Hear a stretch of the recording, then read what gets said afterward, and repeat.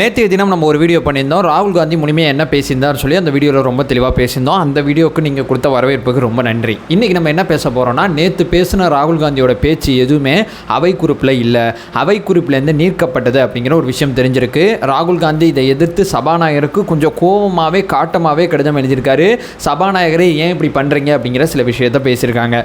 ராகுல் காந்தி அவர்கள் பேசினதில் என்னென்ன மாதிரி விஷயங்கள் அந்த அவை குறிப்பிலேருந்து நீக்கப்பட்டிருக்கு, அந்த நீக்கப்பட்ட ஒவ்வொரு பகுதியும் சரியானதா, எந்த இடத்துல டிக் அடிக்கலாம், எந்த இடத்துல தப்பு போடலாம் அப்படிங்கிறதான் இந்த வீடியோவில் பாரபட்சம் பார்க்காம நம்ம உண்மையின் பக்கம் நின்று இந்த வீடியோவில் செய்திகளை பதிவு செய்கிறோம். ஸோ உங்களுக்கு நம்ம என்ன பேச போகிறோம், என்ன டிஸ்கஸ் பண்ண போகிறோம் அப்படிங்கிற அந்த புரிதலை ஏற்படுத்தியாச்சு. பதிவுக்குள்ளே போகலாம். பதிவுக்குள்ளே போய் உண்மையை தெளிவாக தெரிஞ்சுக்க முற்படலாம். உற்சாக வணக்கங்கள். வாங்க பதிவுக்குள்ளே போகலாம். முதல் விஷயம் மக்களே, 100 நிமிடங்கள் ராகுல் காந்தி பேசுகிறாரு. ராகுல் காந்தி அவர்கள் சபையில் எனக்கு பேச அனுமதி கொடுங்க அப்படின்னு சொல்லி கேட்கும்போது சபாநாயகரும் நாடாளுமன்ற விவகாரத்துறை அமைச்சராக இருக்கக்கூடிய 2 பேரும் என்ன சொன்னாங்கன்னா, குடியரசுத் தலைவரோட நன்றி தெரிவிக்கும் தீர்மானத்தில் உங்களுக்கு என்னென்ன பேச தோணுதோ நீங்கள் எல்லாத்தையும் பேசலாம், இப்போ நீங்கள் சபையை நடத்த விடுங்க அப்படிங்கிற கோரிக்கையை வச்சாங்க. ராகுல் காந்தியும் இந்த கோரிக்கையை ஏற்றுக்கிட்டு தான் நன்றி தெரிவிக்கும் தீர்மானத்தில் தன் பக்கம் இருக்கக்கூடிய அத்தனை கருத்துக்களுமே அந்த 100 நிமிடங்களில் பேசுகிறாங்க. அந்த 100 நிமிடங்களில் பார்த்தீங்கன்னா கிட்டத்தட்ட 50 அமைச்சர்கள் சொல்ல 50 முறை அமைச்சர்கள் குறுக்கிட்டாங்க. அந்த குறுக்கீடு அத்தனையுமே கடந்து தான் ராகுல் காந்தி தன்னோட பேச்சை பேசி முடிச்சிருக்காங்க. பிரதமர் நரேந்திர மோடி அவர்கள் பேசும்போதும் எதிர்க்கட்சிகள் நடந்து கொண்ட விதத்தில் உடன்பாடு எனக்கு கிடையவே கிடையாது. அதே நேரத்தில் பிரதமர் நரேந்திர மோடிக்கு மட்டும்தான் இது நடந்திருக்கு அப்படிங்கிறது பதிவு செய்யறதும் இங்கே தவறாக இருக்கும். ராகுல் காந்தி அவர்களுக்கும் இது நடந்திருக்கு. ஸோ கிட்டத்தட்ட ராகுல் காந்தி அவர்கள் பேச்சில் பார்த்தீங்கன்னா அக்னிவீர் திட்டத்தை பற்றி சில கருத்துக்களை தெரிவிச்சிருப்பாரு. அதில் பார்த்தீங்கன்னா ராஜ்நாத் சிங் அவர்கள் ஒரு திருத்தம் கொண்டு வந்திருப்பாங்க. அக்னி வீரர்கள் அப்படிங்கிற ஒருத்தவங்களுக்கு இழப்பீடு கொடுக்கல அப்படிங்கிற தவறான தகவல் ₹1 கோடி இழப்பீடு கொடுக்குறோம் அப்படிங்கிற விஷயத்தை சொல்லியிருப்பாங்க. ஸோ ராகுல் காந்தி அவர்கள் தவறான தகவல்கள் அந்த அக்னிவீர் விஷயத்தில் சொன்னார். அதை அவை குறிப்பிலேருந்து நீக்கலாம். அதே நேரத்தில் அக்னிவீர் அப்படிங்கிற பகுதியில் ராகுல் காந்தி பேசின அத்தனையுமே அவை குறிப்பிலேருந்து நீக்கிறது எந்த அளவு சரியாக இருக்கும் அப்படிங்கிறத நமக்கு தெரியல. அக்னிவீர் அப்படிங்கிற திட்டம் சமுதாயத்தில் இப்போ வரைக்கும் கொந்தளிப்பை ஏற்படுத்தியிருக்கு. ஒரு இராணுவத்துக்குள்ளே ஏன் பிளவை ஏற்படுத்துறீங்க, ஒரு இராணுவத்துக்கு ஒரு நாடு செலவழிக்காமல் வேற எதற்கு செலவழிக்க போகுது அப்படிங்கிற ராகுல் காந்தி அவர்களோட அந்த வார்த்தைகள் அத்தனையுமே முக்கியம். 5 மாதம் ட்ரைனிங் பார்த்த ஒருத்தன் 4 வருஷம் 5 வருஷம் ட்ரைனிங்கில் இருக்கக்கூடிய ஒரு சீன வீரரை எப்படி எதிர்கொள்வான்? அடிப்படையிலே ரொம்ப தவறான கட்டமைப்பை நோக்கி இந்தியா நகர்ந்து போதே அப்படின்னு சொல்லி அக்னிவீர் திட்டத்தில் இருக்கக்கூடிய பிரச்சனையோட பல பகுதிகளை ராகுல் காந்தி அவர்கள் தன்னோட பேச்சில் சுட்டி காமிச்சிருப்பாங்க. அத்தனை பகுதியுமே அவை குறிப்பிலேருந்து நீக்கப்பட்டிருக்கு. ஸோ ஒரு 10 வருஷம் கழிச்சு இதை நம்ம யாராவது எடுத்து பார்த்தீங்கன்னா ராகுல் காந்தி அப்படிங்கிற ஒருத்தர் நன்றி தெரிவிக்கும் தீர்மானத்தில் இதெல்லாம் பேசவே இல்லை அப்படிங்கிற அந்த உண்மை தான் தெரியும்.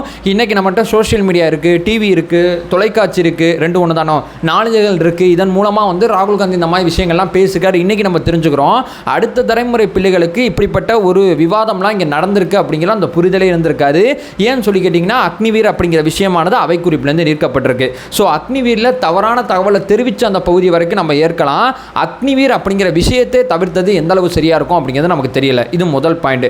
இப்போ 2வது, நீட் தேர்வு அப்படிங்கிற விஷயத்தில் குடியரசுத் தலைவரே வருத்தம் தெரிவிச்சிருந்தாங்க. பிரதமர் நரேந்திர மோடி அவர்கள் பேசும்போதும் வருத்தம் தெரிவிச்சிருந்தாங்க. நீட் தேர்வுக்கான அந்த வினாத்தாள் கசிவு, அதாவது நீட் தேர்வு சரி தவறு அப்படிங்கிறது வேற விவாதம். இந்த வினாத்தாள் கசிவு, தேர்வு ஒத்திவைப்பு இப்படிங்கிற பல்வேறு விதமான பிரச்சனைகள்லாம் சமுதாயத்தில் இருக்கா இல்லையா, இதை ராகுல் காந்தி அவர்கள் பேசும்போது அதையே அவை குறிப்பிலேருந்து நீக்கணும் அப்படிங்கிறது நமக்கு தெரியவே இல்லை. உண்மையை தானே பேசுகிறாரு. ஸோ ஒரு எதிர்க்கட்சி தலைவராக அந்த சமுதாயத்தில் ஆளுங்கட்சியோட குறைபாடை எங்கள் சார்பாக அவர் தானே பேச முடியும். அதையும் அவை குறிப்பிலேருந்து நீக்க எந்த அளவு சரியா இருக்கும் அப்படிங்கிற ஒரு கேள்வியும் நம்ம முன்னாடி இருக்கு. அதுக்கடுத்து பார்த்தீங்கன்னா அயோத்தி ராமர் கோவில். ஸோ அயோத்தியில் பிஜேபி தோற்று போனதுக்கு ஒரு ரிசர்ச் பேப்பர் மாதிரி நிறைய பேர் பண்ணி என்ன சொன்னாங்கன்னா, முறையான இழப்பீடு இல்லை அப்படிங்கிற விஷயத்த சொன்னாங்க.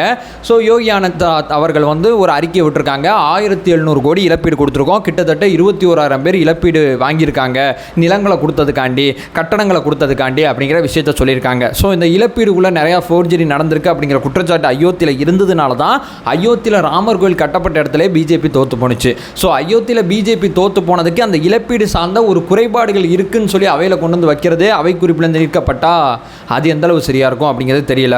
ஸோ ராகுல் காந்தி அவர்கள் இந்துக்கள் சார்ந்து பிஜேபி தெரிவித்த கருத்துக்கள் தவறான கருத்துக்கள்னு சொல்ல மாட்டேன். அந்த வீடியோவில் நம்ம அப்படி பேசலை.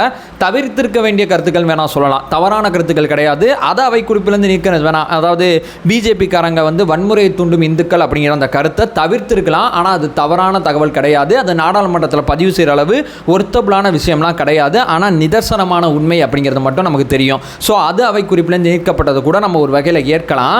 ஆனால் அயோத்தி ராமர் கோவில் பிரச்சனையில் அந்த நிலம் சார்ந்த முறைகேடுகள் நடந்ததை நாடாளுமன்றத்தில் எதிர்க்கட்சி தலைவர் எழுப்பும் போது அதையும் அவை குறிப்பிலிருந்து நீக்கிறது எப்படி சரியாக இருக்கும் அப்படிங்கிறது தெரியல. ஸோ சபாநாயகர் அவர்களோட நடவடிக்கையை வந்து ராகுல் காந்தி அவர்கள் வெளிச்சம் போட்டு காமிச்சிருப்பாரு.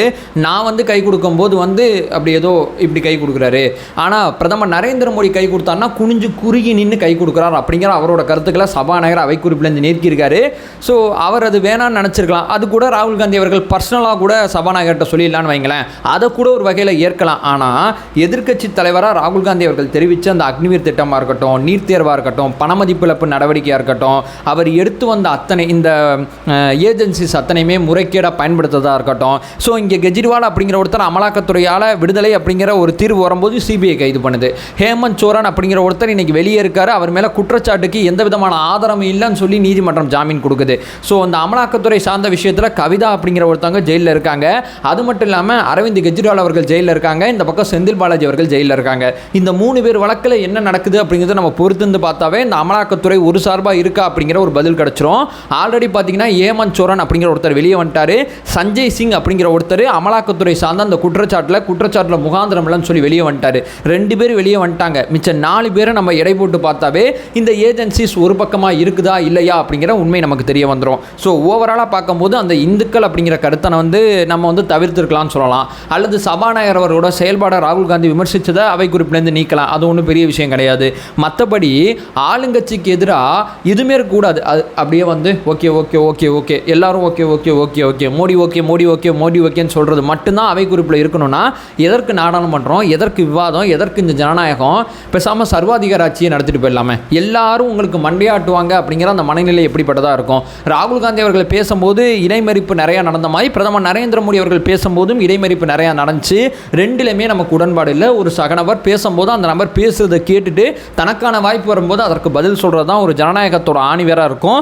அது 2 தரப்புலையுமே நடக்கலை அப்படிங்கிற வருத்தம் இருந்தாலும் எதிர்ப்பு தரப்பில் இருக்கக்கூடியவங்க தெரிவிக்கிற மாற்று கருத்து கூட அவை குறிப்பில் இருக்கக்கூடாது அப்படிங்கிறது எந்த அளவு சரியாக இருக்கும் அப்படிங்கிறத நமக்கு தெரியல. ஸோ ராகுல் காந்தி சில அரசியலமைப்பு சட்டங்கள் அடிப்படையில் சபாநாயகர் கடிதம் எழுதியிருக்காரு. நான் வந்து ஒரு எம்பி, அதாவது பார்த்தீங்கன்னா ரேபரேலி தொகுதியோட எம்பி, ஆர்டிகல் 165 அடிப்படையில் மக்கள் மனநிலையை நான் வந்து நாடாளுமன்றத்தில் பதிவு செய்கிற அதிகாரம் எனக்கு இருக்குது. அந்த அதிகாரத்தை நான் பயன்படுத்தக்கூடாது அப்படிங்கிறது எந்தளவு சரியாக இருக்கும் அப்படிங்கிறது தெரியலன்னு சொல்லி தன்னுடைய அரசியலமைப்பு அடிப்படையை கொடுக்கப்பட்ட அந்த அதிகாரம் இங்கே வந்து தவிடுபடி ஆக்குறத தன்னோட கடிதம் மூலமாக சபாநாயகருக்கு தெரிவிச்சிருக்காரு. அடுத்ததாக பார்த்தீங்கன்னா சபாநாயகர் அவர்கள் வந்து அவை குறிப்பில் எது இருக்கணும் எது இருக்கக்கூடாது அப்படிங்கிறது சட்ட விதி, அதாவது நம்மளுடைய நாடாளுமன்ற சட்ட விதி 350 கீழ் சபாநாயகர் தான் முடிவு பண்ணுவார்.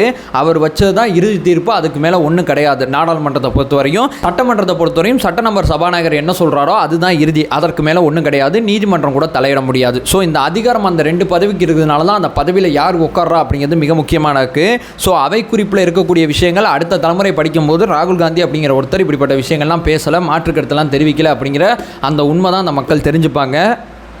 இங்கே எங்கே ஜனநாயகம் இருக்குது? மாற்றுக்கருத்தை கூட பதிவு செய்ய மாட்டேன்னா சரி, மாற்றுக்கருத்தை சரி பண்ண கூட சொல்ல பேசவே கூடாதுன்னா அது எந்த அளவு சரியாக இருக்கும் அப்படிங்கிறதான் இங்கே நம்ம சொல்ல வர்றது.